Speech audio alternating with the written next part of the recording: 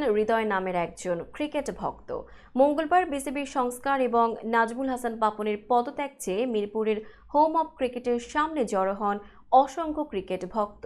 সেখানে খেলা চলাকালীন সময়ে স্টেডিয়ামের বিভিন্ন দুর্নীতির কথা তুলে ধরেন হৃদয়। তিনি বলেন, আমরা বাংলাদেশের ক্রিকেটকে ভালোবাসি, কিন্তু ক্রিকেট বোর্ড আমাদের কথা ভাবে না। আমাদের মাথা ভেঙে খায় তারা। বাইরে যে বার্গার 60 টাকায় পাওয়া যায়, বিসিবিতে এসে 150 টাকা হয়ে যায়। 20 টাকার পানি 100 টাকা হয়ে যায়। তাও আমরা কষ্ট করে খেলা দেখতে আসি। আমরা চাই এসব দুর্নীতি বন্ধ হোক। হৃদয় আরও বলেন, আমি একবার এক আইসক্রিম বিক্রেতাকে জিজ্ঞেস করলাম, কোন আইসক্রিমের দাম কত?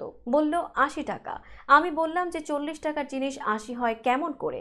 আইসক্রিম বিক্রেতা সে সময় বলেন, তাকে আইসক্রিম প্রতি 20 টাকা করে চাঁদা দিতে হয়।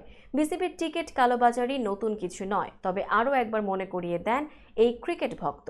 তিনি বলেন, আমরা ভোর রাত থেকে লাইনে দাঁড়িয়ে টিকিট পাই না, কারণ আগের রাতেই বোর্ড পরিচালকদের আত্মীয়দের কাছে টিকিট চলে যায়, কিন্তু আমাদের টাকায় বিসিবি চলে।